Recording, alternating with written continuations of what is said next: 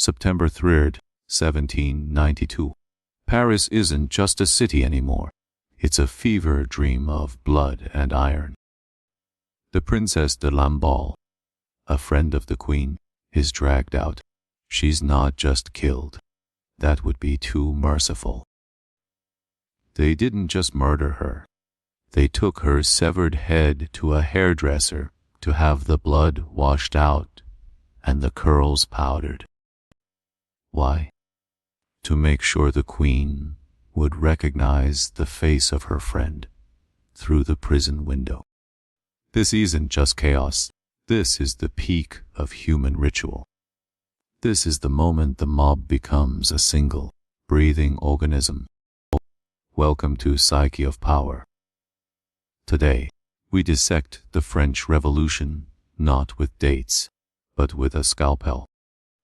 Meet the man of the hour, Maximilien Robespierre. They called him the Incorruptible. He didn't love blood, he loved virtue. And that is exactly why he became the most dangerous man in Europe.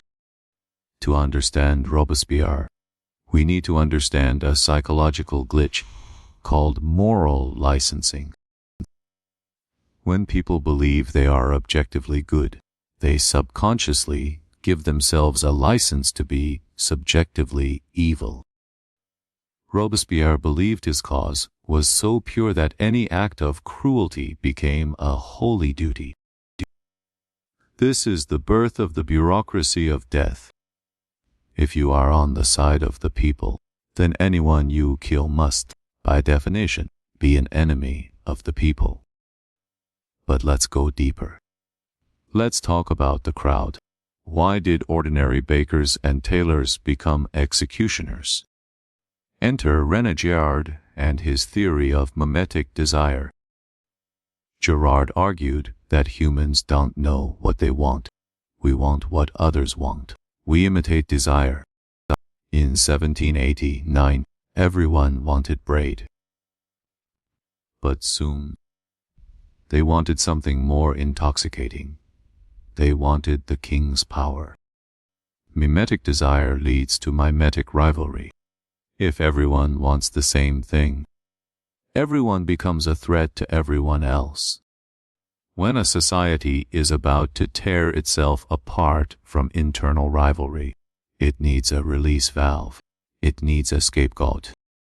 Louis XVI was no longer a king. He was the sacrificial lamb.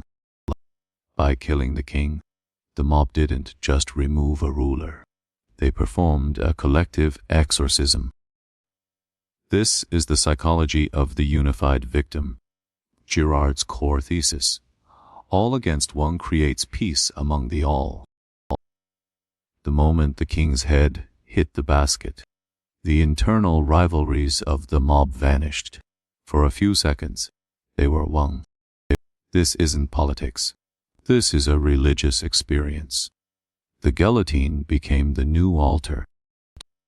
But the piece of the scapegoat is a drug, and like all drugs, the dose must be increased to get the same high. Welcome to Act II, the feedback loop of the terror. Robespierre realized that to keep the crowd unified, he needed a constant supply of scapegoats. This is where the narcissism of small differences kicks in, a concept coined by Friot, but perfected by the Jacobins. The less difference there is between two groups, the more they will fight over the tiny differences that remain. You aren't just an enemy if you are a royalist. You are an enemy if you aren't revolutionary enough. This is the purity spiral. When virtue is the currency, the only way to prove you have it is to be more radical than the person next to you. Why did the public attend these executions like they were Sunday football games? Terror management theory. When humans are faced with the constant threat of death, they cling to their cultural worldview with fanatical intensity. By watching others die, The spectator feels a subconscious surge of "I am still alive." It's a survival mechanism turned into a spectacle. The amygdala, the brain's fear center, was being overstimulated daily. In this state, the prefrontal cortex, the part that does logic, shuts down. The mob is no longer a collection of individuals. It is a superorganism. In a superorganism, there is no self. There is only the we, and the we is hungry. But even the puppet master was being pulled by the strings. Robespierre was terrified of the very mob he created. This is groupthink in its terminal stage. No one dared to disagree, because disagreement was a death sentence. They weren't making decisions anymore. The machine was running itself. The guillotine was now the ruler of France. Even Georges Danton, the soul of the revolution, couldn't stop it. He told the executioner, "Show my head to the people. It's worth seeing." Danton was killed because he suggested the terror should stop. In a purity spiral, moderation is the ultimate treason. We are now reaching the point of enantiodromia, a Jungian concept, the tendency of things to turn into their opposites. The quest for total freedom had created total slavery. The quest for total reason had created total madness. The revolution was a snake eating its own tail, and it was getting to the head. June 1794. Robespierre passes the law of 22 Prairial. Trials are now moral rather than legal. No witnesses needed. The execution rate triples. The streets of Paris literally smell like a slaughterhouse. The social contract had become a suicide pact. The turning point. The mob's mimetic desire shifted again. Suddenly, Robespierre wasn't the voice of the people. He was the next scapegoat. In the chaos, a soldier, or maybe Robespierre himself, fires a pistol. He spent his last night alive on a table, unable to speak, his jaw hanging by a few threads of muscle. The incorruptible was now just a broken animal. The logic of the revolution had finally come for its architect. The crowd cheered louder for him than they did for the king. Why? Because by killing the monster, they could pretend they weren't part of the monstrosity. The cycle of the scapegoat was complete. The blood of the incorruptible washed away the guilt of the people, or so they thought. You think this is just a story from the 18th century. Look at your phone. The digital guillotine is just as sharp. Mimetic rivalry has moved from the streets to the cloud. The psychology is identical. The need for a scapegoat, the purity spiral, the moral licensing.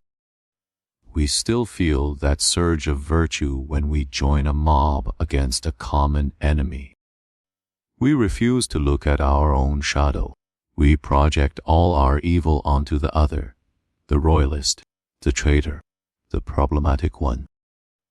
The French Revolution is a warning, not about politics, but about the fragility of the human psyche.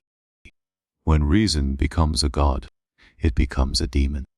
When virtue loses its humility, it becomes a weapon.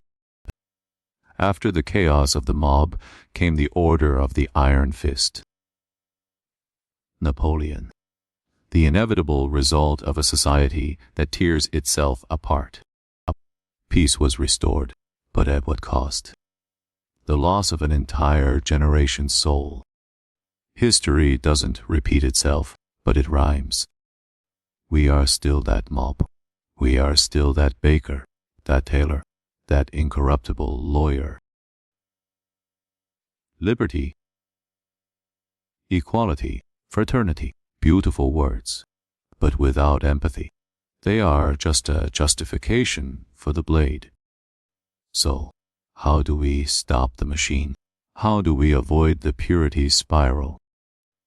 It starts with the individual, the refusal to be part of the super-organism. It starts with recognizing your own capacity for cruelty. 首先it's in you. The guillotine isn't out there, it's in here. The French Revolution wasn't a failure of government.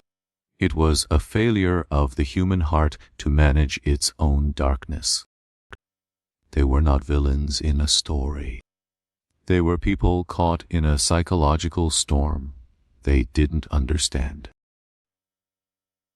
But you have the tools to understand. This has been a psychological autopsy of 1793. The next time you feel the urge to join the mob, to point the finger, to demand justice without mercy, just remember Robespierre's jaw. If you want to see deeper into the machinery of power and the human mind, stay with us. This is Psyche of Power. Keep your eyes open. Because the blade is always hanging. It just waits for us to stop thinking.